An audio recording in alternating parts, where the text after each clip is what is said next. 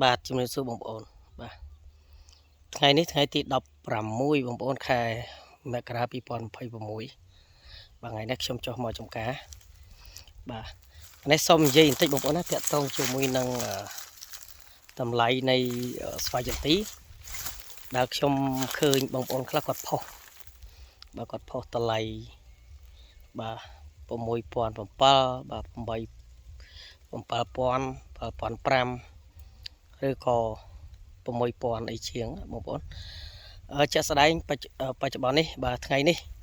បាទតម្លៃនៅ6700បាទហើយ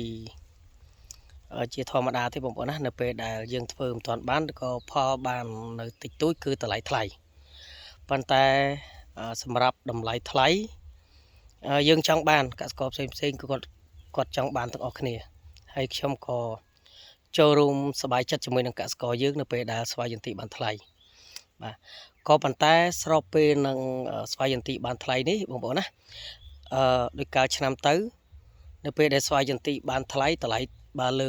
5000ថេយើងត្រូវសិក្សាពីមូលហេតុអីបានជាស្វាយចន្ទីបានថ្លៃបាទមូលហេតុដែលស្វាយចន្ទីបានថ្លៃនោះគឺមកពីហេតុផលមួយគឺទិន្នផលយើងធ្លាក់ចុះបាទ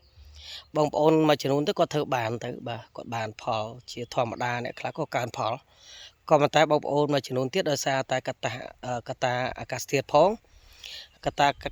នៃការថែទាំផងធ្វើឲ្យគាត់ហ្នឹងគឺមិនទទួលបានផលច្រើនឬក៏ធ្លាក់ទិន្នផលជាកំហុកអញ្ចឹងអ្នកដែលគាត់បានផលច្រើនគាត់សប្បាយចិត្តបានតម្លៃថ្លៃប៉ុន្តែអ្នកដែលមិនបានទិន្នផលគាត់បានទិន្នផលតិចតួចគឺគាត់ប្រកាសជាខាតបងប្អូនណាតែខាតបងគឺគាត់អត់សប្បាយចិត្តទេអញ្ចឹងសម្រាប់សារដែលខ្ញុំជូនទៅដល់បងប្អូនជាកសិករទាំងអស់ខ្ញុំសង្ឃឹមថាបាទអ្នកដែលគេផុសតម្លៃមួយបងប្អូនណាយើងកុំសូវចាប់អារម្មណ៍ពេកជាការពិតណាយើងចង់បានតម្លៃថ្លៃក៏ប៉ុន្តែ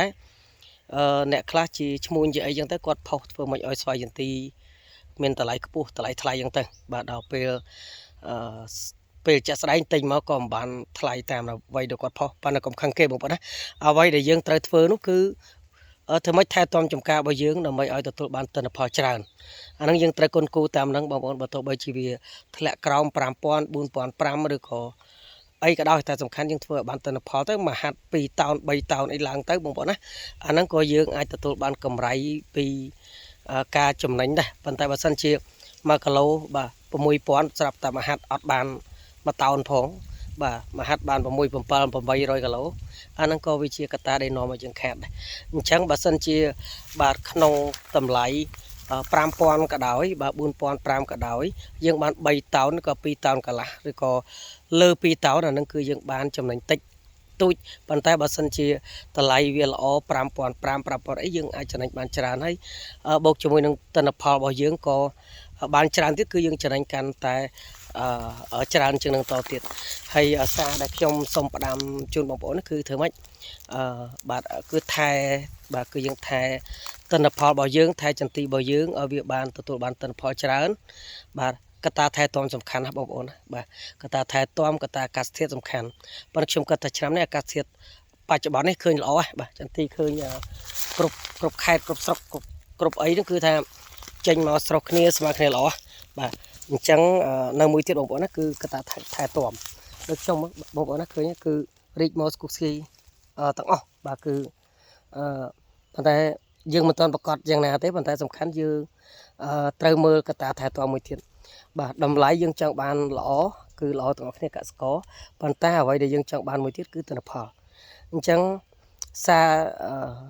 ចុងក្រោយគឺជូនពរដល់កសិករយើងបាទគ្រប់ខេត្តដែលធ្វើដំណាំចន្ទីនេះសូមឲ្យលោកទទួលបានទិន្នផលច្រើនដូចគ្នាបាទជាក់ស្ដែងថ្ងៃនេះខ្ញុំទៅនឹងមកពីប្រឹក្សាដល់ចំការចន្ទីប្រហែលជា4កន្លែងបងប្អូនណាយើងផ្ដល់ជាការជួយប្រាប់គាត់ในការទិញថ្នាំในការថែទាំដើម្បីឲ្យពួកគាត់ទទួលបានទិន្នផលបាទអានេះយើងធ្វើការងារស្ម័គ្រចិត្តបងប្អូនអត់មានបានលុយកាក់ពីគាត់ទេបាទចុះជួបចការគាត់ចាក់សាំងខ្លួនឯងបាទចំណាយខ្លួនឯងប៉ុន្តែយើងជួយគាត់ដោយសង្ឃឹមថាគាត់បានទិន្នផលច្រើនដែរអញ្ចឹងអរគុណច្រើនបងប្អូនណាបាទសូមគោរពលា